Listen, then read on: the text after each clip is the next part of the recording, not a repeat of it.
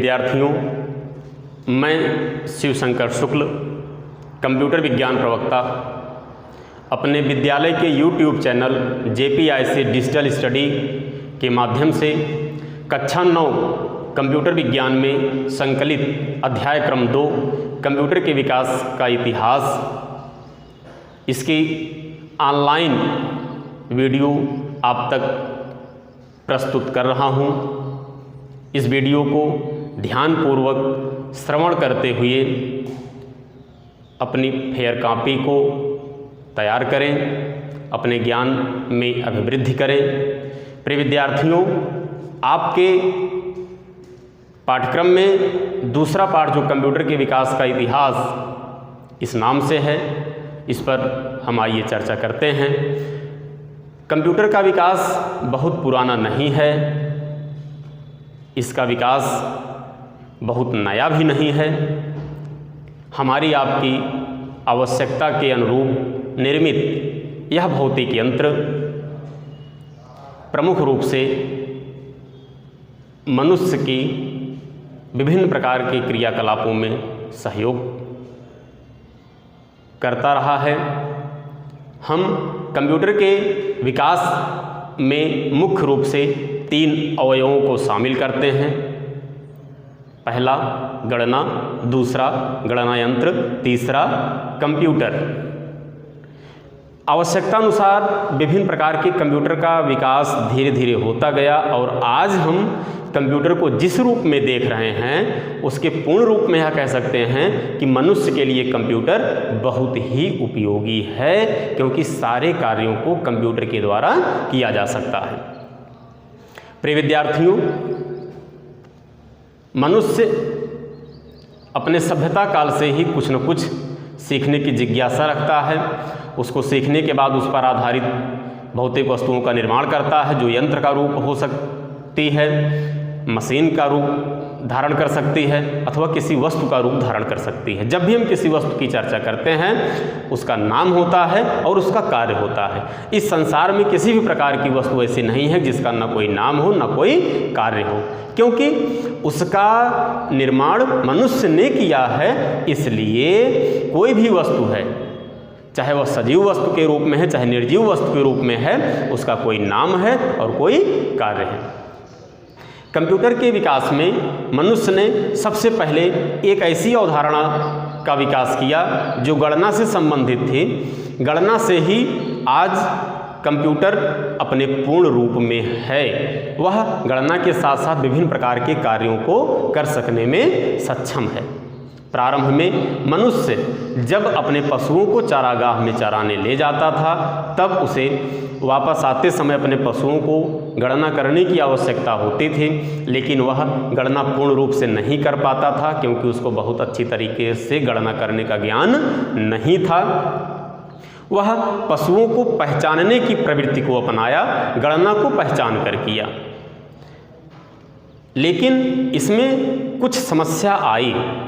हम उसको व्यक्त नहीं कर सकते थे, गिन नहीं सकते थे।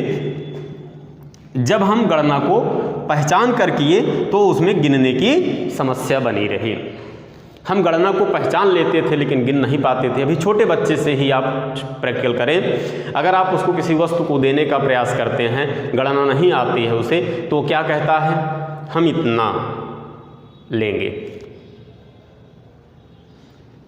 आप पैसे देने की बात करते हैं, वह इकट्ठा पैसे उठा लेता है। तो हम सीख सकते हैं कि मानव की मूल प्रवृत्ति में जो गणना का आरंभ हुआ वो पहचानने से हुआ। अब हम जब समस्या गणना करने में उत्पन्न हुई तब हमने उसका विकास किया, और जब विकास किया तो हम गणना को गिन लेने लगे। गणना हम गिनकर करने लगे। कोई भी वस्तु हम उसको गिन लेते थे, 1 2 3 4, 1 2 3 4 5, किसी न किसी माध्यम से उसको हम गिनने का प्रयास कर लेते थे और सफल भी हुए उसमें। लेकिन इसमें भी थोड़ी सी समस्या रही विद्यार्थियों, हम उसको लिख नहीं सकते थे। क्यों? क्योंकि हमारे पास शून्य का अभाव था। जैसे हम गणना को गिनकर तो बता लेने लगे कि हमारे पास 10 विद्यार्थी हैं, लेकिन 10 हम लिख नहीं पाते थे क्योंकि हमारे पास शून्य था ही नहीं। तो उसके स्थान पर जो कंप्यूटर के विकास के इतिहास में वर्णन मिलता है कि मनुष्य जो है शून्य के स्थान पर कभी रस्सियों में गांठ देकर, कभी जो है हड्डियों का प्रयोग करके, कुछ प्रतीक चिन्हों का प्रयोग करके वह शून्य की पूर्ति को करता था। लेकिन यह एक बहुत जटिल समस्या थी। धीरे धीरे मनुष्य अपने निरंतर प्रयास में सफल हुआ और वह गणना लिखकर करने लगा, क्योंकि भारत देश में शून्य का आविष्कार हो गया। वह गणना को पहचान कर भी करने लगा, गणना को लिख कर भी करने लगा और गणना को व्यक्त भी कर लेने लगा, क्योंकि उसके पास अब लिखने के, व्यक्त करने के सारे माध्यम, अवयव अंक के रूप में मिल चुके थे। अब हम धीरे धीरे समय बीतता गया और हमें आवश्यकता हुई कि गणना को तीव्र गति से किया जाए। तो हमने जो है कुछ गणना यंत्रों पर विचार किया। तो कुछ प्रमुख गणना यंत्र जो कंप्यूटर के विकास में सहायक हुए, जैसे अबाकस, यह पहला गणना यंत्र है। अबाकस प्रथम गणना यंत्र है जो चीन में निर्मित किया गया। इसके फलस्वरूप 2 और अन्य देशों में अबाकस जैसे ही गणना यंत्र बनाया गया, जिसे रूस में जो बना उसे रूसी अबाकस के नाम से जाना जाता था, और जो जापान में बना उसे जापानी अबाकस के नाम से जाना जाता था। इसी श्रृंखला में 1617 ईस्वी में स्कॉटलैंड के गणितज्ञ जॉन नेपियर ने हड्डियों पर आधारित एवं निर्मित नेपियर बोन्स का आविष्कार किया। इसे मल्टीप्लिकेशन कार्डबोर्ड भी कहा जाता था, जो गणना में गुणा क्रिया को बहुत आसानी से कर लेता था। इसमें 11 छड़ों का प्रयोग किया गया था, जिसमें जो है 0 से 9 तक के अंक लिखे रहते थे। ब्लेज पास्कल ने 1645 ईस्वी में पास्कल मशीन का आविष्कार किया, जो फ्रांस के गणितज्ञ थे। इसे गियर्स और पहिए के माध्यम से चलाया जाता था। इसमें प्रत्येक पहिए पर 0 से लेकर 9 तक के अंक मुद्रित किए गए थे। इसके द्वारा गणना बहुत आसानी और सरलतापूर्वक की जाने लगी। हमें यहीं पर इकाई, दहाई, सैकड़ा इत्यादि का भी ज्ञान हो गया। हम कंप्यूटर विकास के इतिहास के धीरे धीरे नज़दीक आते गए। गणना यंत्रों का विकास बहुत अधिक तीव्र होता गया, नई नई अवधारणाएं आती गई। इसी अवधारणा में 1822 ईस्वी में चार्ल्स बैबेज ने डिफरेंस इंजन का निर्माण किया, जिसे सर्वांतर मशीन भी कहा जाता है। और 1837 ईस्वी में एनालिटिकल इंजन का आविष्कार किया, जो आधुनिक कंप्यूटर का मूल आधार था। इसीलिए चार्ल्स बैबेज को कंप्यूटर का पितामह भी कहा जाता है, क्योंकि चार्ल्स बैबेज ने जिस एनालिटिकल इंजन का आविष्कार किया था उसके गुण कंप्यूटर से मिलते थे। और आज वर्तमान में जो कंप्यूटर में महत्वपूर्ण यंत्र प्रयुक्त हो रहे हैं, वह किसी अन्य रूप में चार्ल्स बैबेज ने अपने एनालिटिकल इंजन में प्रयोग किया था। इसलिए उनको कंप्यूटर का पितामह कहा जाता है। आइए, कंप्यूटर अब एक नए परिवेश में अपना रूप ले चुका है। कंप्यूटर का विकास कंप्यूटर से ही शुरू हो गया। कंप्यूटर के विकास में महत्वपूर्ण रूप से हम उसकी पीढ़ियों का वर्णन करते हैं। कंप्यूटर के विकास में 5 प्रकार से मुख्य पीढ़ी का वर्णन मिलता है। पहली पीढ़ी की शुरुआत 1942 से 1954 तक मानी जाती है। इस पीढ़ी में ऊष्मा के उत्सर्जन के लिए वैक्यूम ट्यूब्स का प्रयोग किया गया था। वैक्यूम ट्यूब्स आकार में बड़े होते थे, इसलिए प्रथम पीढ़ी के कंप्यूटर का आकार बड़ा था। क्योंकि प्रथम पीढ़ी में कंप्यूटर का निर्माण होने लगा, इसलिए उसका आकार बड़ा तो हुआ, लेकिन कार्य क्षमता अन्य सभी गणना यंत्रों से बहुत अधिक थी, लेकिन वर्तमान से बहुत कम भी थी। प्रथम पीढ़ी के कंप्यूटर में एनिएक, यूनिवेक, एडवेक प्रमुख रूप से निर्मित किए गए। अब गणना यंत्र के पश्चात जब हम कंप्यूटर प्रथम पीढ़ी में प्रवेश कर चुके, विभिन्न प्रकार के कंप्यूटर का निर्माण कर चुके, तब हम दूसरी पीढ़ी में प्रवेश किए। दूसरी पीढ़ी की शुरुआत 1954 से 1964 तक मानी जाती है। इस पीढ़ी में कंप्यूटर का निर्माण ट्रांजिस्टर पर आधारित किया गया। इस पीढ़ी में जब ट्रांजिस्टर का प्रयोग किया गया था तो उसका दो मुख्य लाभ हुआ।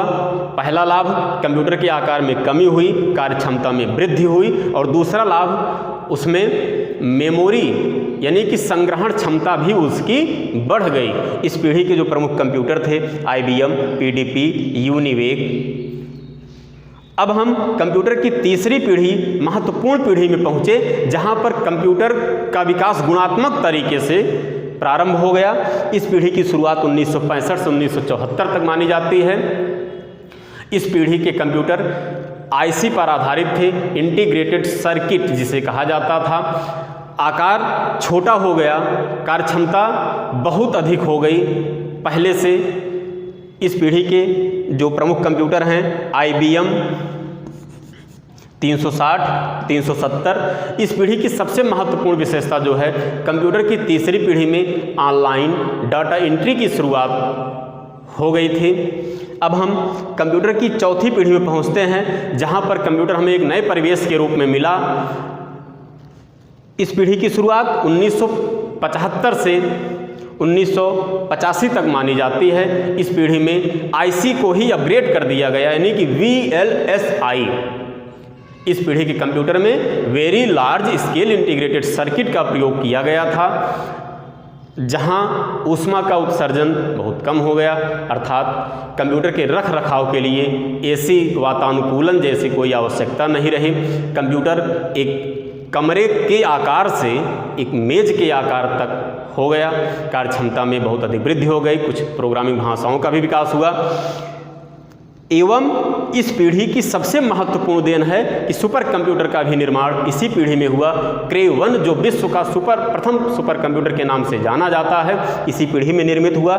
IBM और सुपर कंप्यूटर का विकास इसमें किया गया। अब हम पहुंचते हैं पंचम पीढ़ी। पंचम पीढ़ी का नाम लेते ही आप बहुत रोचक तरीके से जान गए होंगे कंप्यूटर का विकास आज किस दिशा में और किस दशा में हुआ है।